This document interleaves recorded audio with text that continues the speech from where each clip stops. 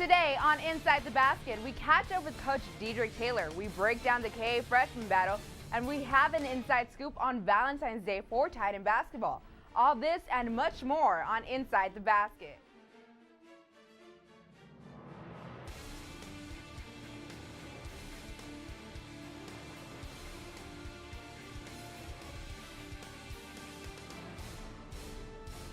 Hello, I'm your host, Jasmine Arenas, and this is Titan Sports Recaps Inside the Basket. 3 years ago, Cal State Fullerton hired an up-and-coming assistant coach from Arizona State. Former Titan guard Josh Gentry sat down with Coach Taylor to discuss his experience at the helm of Titans basketball and life off the court. So yeah, the team got off to a hot start this year. What you think contributed most to that? Well, I think more importantly, we had bodies. We had guys that bought into sharing the basketball. We had guys that were making shots, and we were playing, rhythmic basketball.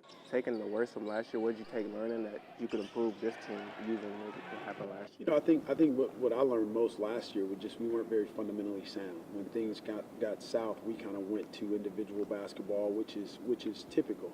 But to fight the urge of wanting to play hero basketball is something that I learned personally, and trying to be better as a coach and give our team more direction.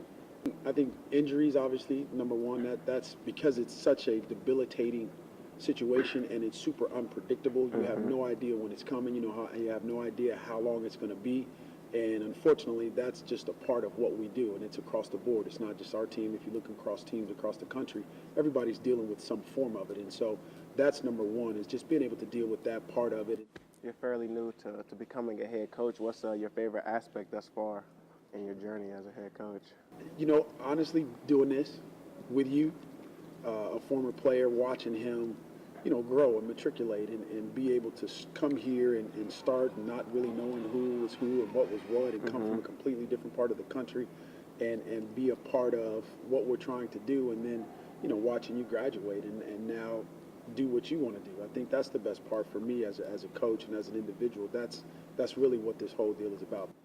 Well, obviously, I don't know if the world knows you're a Kobe Bryant fan, a big Lakers fan. What's it mean to you to see him go in his last year? Are you going to check out a game, one or two? Yeah, I definitely do want to get out there and see him play and watch him, growing up as a Laker fan and growing up as a Kobe guy. Just his competitive spirit and what he's meant to basketball in general is hard to put in words. It's obviously it's sad to see a star go. Right.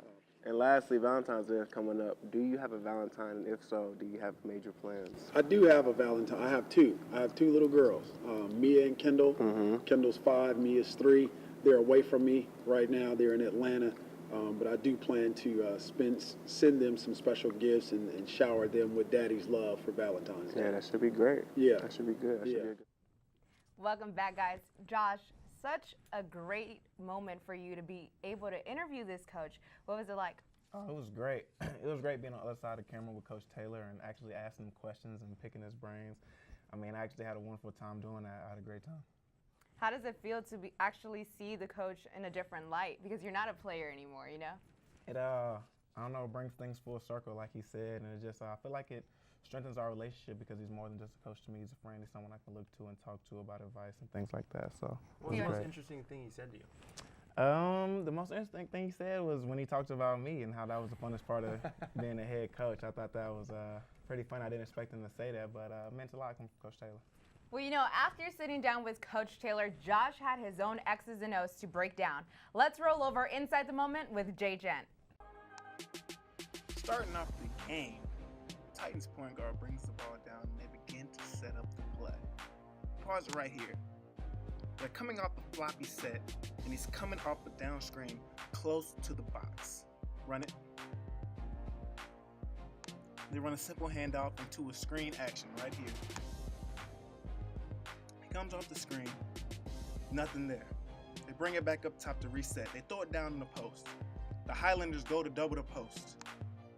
They leave the man wide open at the top of the key. Kyle Allman, he's at his feet set.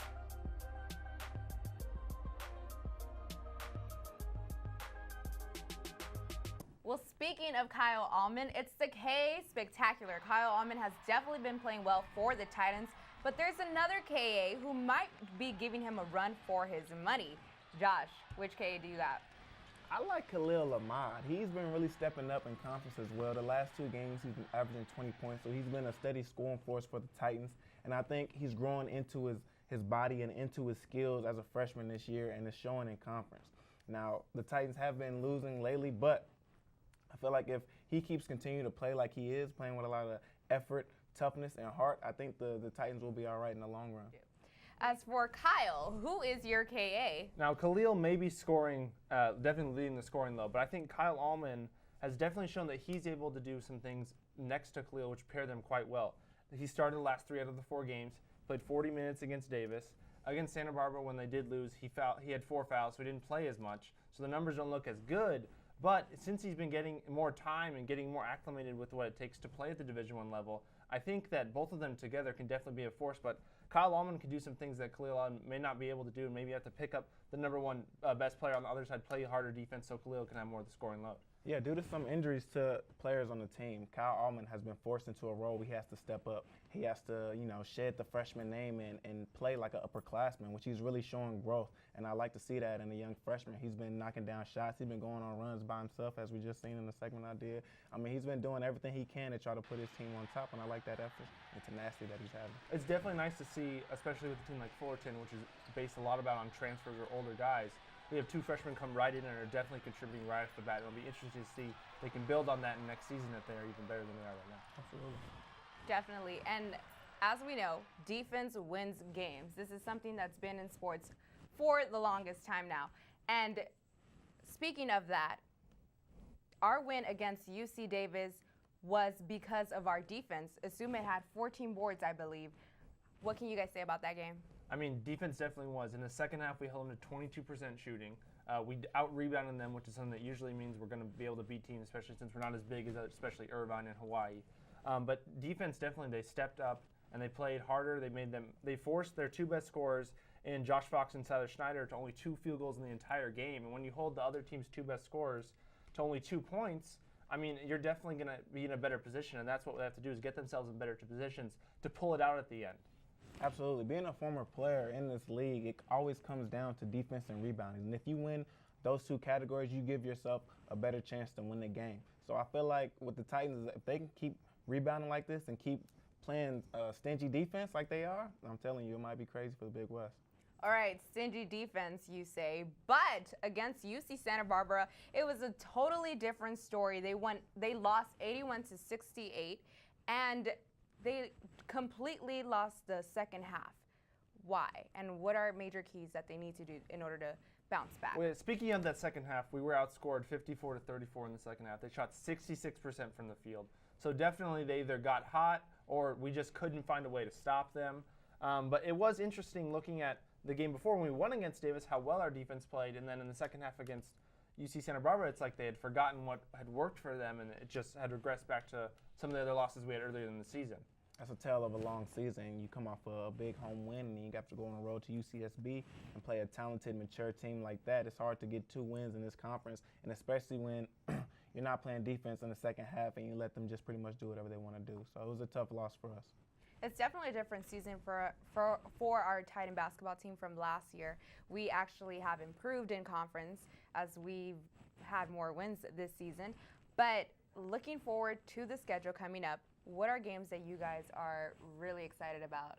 I'm looking forward to a Long Beach State series that we're going to have. We play them both within a week or 2 span, and that's a really big game for Cal State Fullerton and Long Beach as a rivalry everyone knows. So I'm excited to see that game and see how we're going to respond to that type of atmosphere. It'll be like a homecoming atmosphere again at home when we play them, and then when we go to their place, it's going to be rowdy there as well. For me, though, it's looking more at the top of the Big West Conference where you have Hawaii and UC Irvine both at 7-1. And if somehow we can come out and find a way to beat one of those 2 teams, get ourselves another conference win, it could show not only to our team but to the rest of the conference that we do have a shot in this Big West tournament. We're not just going to be 1 game in and then 1 game out. And it'd be interesting to see what they're going to do, especially defensively, when you have Irvine in there. You have 3 guys who are over 7 feet tall. They started the tallest starting lineup in the entire NCAA history. So it'd be interesting to see what the rebound margin is in that game. And if we could somehow win that rebound margin, I could see us coming out with a victory. Also, be on the lookout for Malcolm Brooks and Trey coming back, getting healthier as the season progresses. So those Long Beach State games will be key games going into the Big West Conference. Hopefully we can have those guys back and healthy so we can have a good run and good push. you touched on a key point. Making sure that Malcolm Brooks and Trey Coggins come back healthy is certainly something that's going to help the Titans out in conference play later on. We've got the Big West top 5 plays of the week. Let's check it out. All right, Josh, at number 5. You got it. Go. Danny Craig with the layup. There it is. Nice and smooth right in the rim. Ooh, she's so tight. Number 4. Okay, this one gets a bit tricky, but no worries here. Lionheart Leslie's like, get that out of here, right? Yes, sir. There's Big no time room block for from a that. little man. Part of a line. Number 3, I'm going to take it from here. All right. Oh, yeah. Cross right to left. Get him in his eye. There it is. Buckets every time, baby. Number 14 with the trick, the little line. Number 2. Green. Ooh, that's Khalil Ahmad again with the steal, and he's going to hammer it down. Whoa. With authority. Okay, nobody's taking his place. Look, once again. Little MJ swag out there in the court. I see. Number 1. Number 1 play we got. Jaron Martin. Game time 3. They throw it down to big Mamadou Njai with the cross-court pass with seconds flying off. Boom! Trey ball to send it into overtime and eventually get the dub. Big time play from UCI.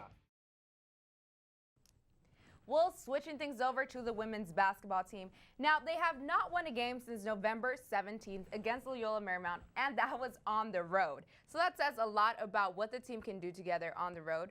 But then again, we're on a 21-game losing streak. We haven't been on this 21-game losing streak since the 2000-2001 season when we were losing 19 games. Why do you guys think that this is occurring? I mean, for me, we started off definitely hot. Points per game, we're averaging almost 70 a game. It's obviously dropped off, but there's been more games since then. But what I look at as one of the stats that I think shows our barometer is we're always losing the rebounding battle. And we talked about it with the men's basketball. When we won the rebounding battle, we won the game. And then against UC Santa Barbara, we didn't win the game and we didn't win the rebounding battle. But it looks like in most of our games, we're not rebounding the ball as well. And for a team like us who likes to shoot a lot of threes, when they're not falling, there's usually a lot of long rebounds. And if they get the long rebound, they get out on the break, they get easy baskets. So we have to find a way to somehow win that rebounding battle, and maybe we can get ourselves to be able to win some of these close games. Yeah, absolutely. We have to win the rebounding battle, and we have to stay active and stay ready on defense, because if we play defense well, we'll be able to get some wins. And I think it has a lot to do with the freshmen. This is their first season in the first big conference, so they might be getting down on themselves about the losses and not, showing the confidence you need to show and forgetting about the last game and trying to win the next game. So, I mean, I think we'll be all right. We'll be on track. Like I said, it's a new team. Coach is dealing with pretty much a whole new team than last year, so he's just trying to, get them ready. Forgetting what occurred in the last game and then being able to bounce back. That's what you guys are saying, getting rebounds. 3 things that they will need to do in order to win games. You guys have 20 seconds. I think for me, my 3 things are, if we're going to shoot that many threes, we got to start making a little bit more of a percentage. Obviously, we already talked about rebounding, but the other thing I think is when you get on a streak like this and it just keeps snowballing and snowballing, someone has to step up and just put a stop to it, and we can try to turn this around and pick up a couple wins here at the end of the conference play to lead us into next year, because we are a young team. And obviously, I think maybe they aren't looking at it, but a lot of the fans are looking at it. Maybe next year we can build off what we see here. And if we can get a couple wins to get under their belt, it'd be nice to see what they can do next season. As now, Michelle Berry is carrying the team with points and rebounding and defense. I feel like she's overall one of their best players on the team. I feel like if she had maybe two more people to help her with the scoring load, that would help our chances of winning. Like you said, 3-point shot would go in, and rebounding and defense as well. Speaking of, who's the star of the month for women's basketball? I think Josh just said it, Michelle Berry. I mean, not only in the month, but overall this entire season, she's averaging 14 points, almost 10 rebounds per game. She's been the force down low and on the offensive end. And if our 3-point shooting can work out around her, other teams can't key in on her as much. If we get some of our other shooters to start hitting their shots, because they've been cold for a while, it'll let her get even more, and she can get back to those games like that at the beginning of the season when she dropped 40 points. So we could see something like that come back again if we can get the whole team around her, just to be able to turn the switch back on. I mean, you pretty much took the words out of my mouth. I don't have anything Well, much you guys else are to say. agreeing on this. For this one, I think it's pretty obvious on this one. Like, absolutely, we're not doing that great, obviously. But if we can find some things to just turn around, little things, it could lead to some wins here at the end. And there's winnable games coming up. And I think if we could steal a couple, it could give us some momentum leading into next season. I like that word, winnable. Winnable games coming up. 7 games left in the season. What game are you looking forward to? For me, it's the next home game against Cal Poly. I think, especially at home, finding a way to win one on your own home floor can lead you then to go out and win them on the road. So I would look at that game. All right, guys, well, that does it for our basketball discussion. Now let's roll over to a little bit more fun stuff. You know, the guys and girls were able to talk to our reporters about Valentine's Day. Let's see what they had to say. What's your ideal Valentine's Day? I'll pick up my lady in a nice car, take her out to a movie and a dinner maybe, get some ice cream, just hang out, spend time with her. Probably take my girl to the movies, then just come back home and hang out, talk. The girl of my choosing to a really nice restaurant. You know, we both be dressed up, looking real nice, probably get her some flowers or something. We eat, you know, afterwards, go get some ice cream, take a little walk, you know, talk, get to know her, and then from there, see what happens. So who would you consider the ladies' man on the team? Kyle Ullman Jr. And why do you feel that way? He's light-skinned. Probably Jamar Coe. Really, why do you feel that way? Ladies, he just attracts every lady. We go to parties, they just magnetize him. So he has an Infiniti, a nice, really nice car. He gets buckets. He's just everything a female wants. So I feel like I'm sensing this like bromance going on right now. I love him. That's my bro. Do you think this team has a ladies' man? If you do, who do you think it is? Probably Coach Sprinkle. Oh, wow. Okay. And why is that? I don't know. I heard a lot of people got crushes on Coach Sprinkle. Must be that experience, man. Oh, yeah, gotta be. Well, the guys certainly have some interesting answers. And me, myself, I'm looking forward to Valentine's Day. Absolutely, so am I. From Inside the Basket, I'm Chelsea Carroll alongside our basketball analyst, Alan Huerta. Back to you guys in the studio.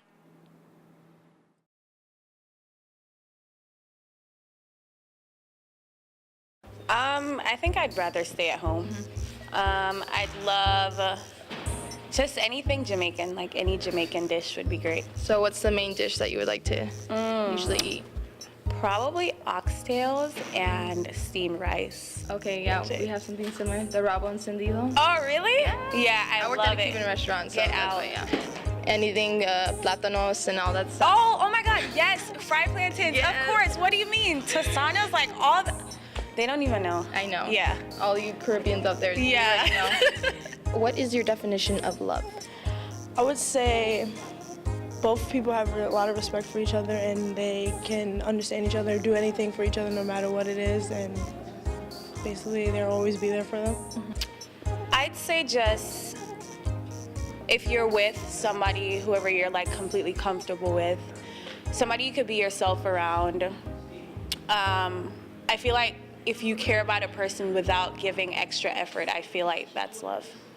I think it's being with someone or having someone in your life that's just a constant, and then it's mutual, and it's just, like Michelle said, happiness. Who is your celebrity crush and why? Zac Efron, I've had a crush on him since, you know, High School Musical days. That was quick. Yeah.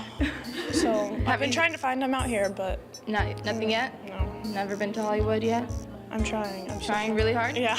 Okay, so Zac Efron, she is looking for you right now. Who is your celebrity crush and why?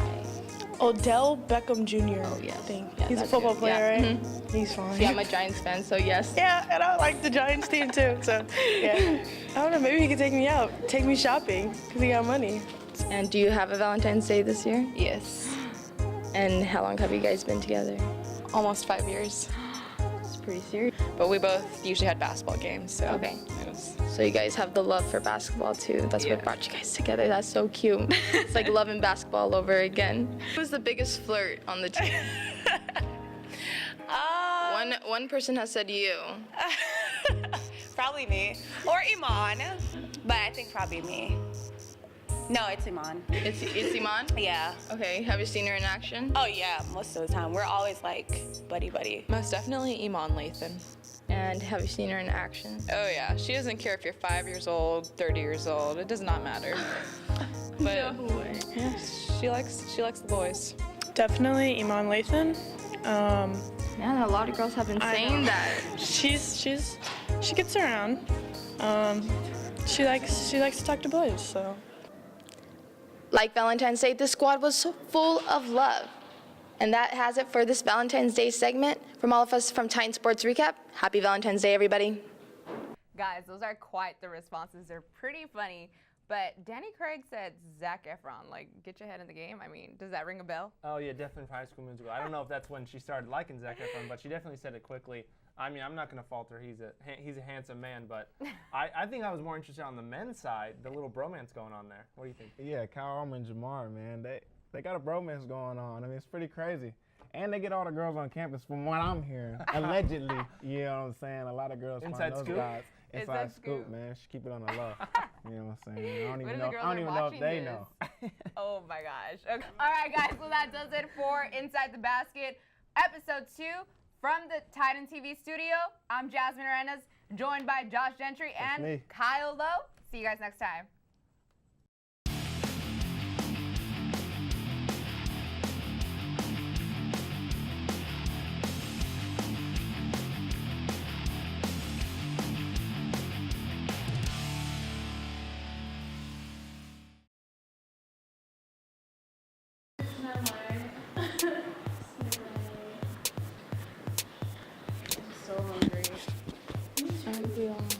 Okay. Have you read most of the books, or you just watched the movies? No, I've never read any of the books. Okay. Yeah. And then it's just like... It's like really handsome, just tall, dark, successful. Yeah. And then if you had the chance to spend the day with him, oh, for sure. What would you do? I don't know yet. Probably can't say it on camera.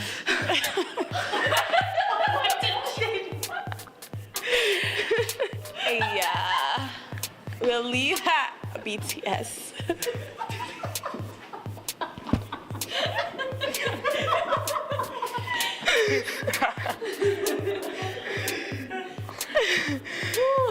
And now to gifts. Love of my life. As she's laughing right she beside better you. Say I'm her Valentine. I don't know. We'll have to see. Thank you. I tried to keep mine All right. I really don't know. Maybe. No. No? No. Will you be looking for one? Oh, wait. No. Ask me that again.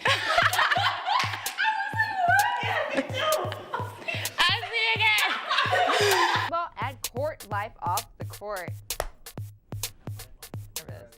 Okay. See, I'm so nervous. This is all right. Boomer special.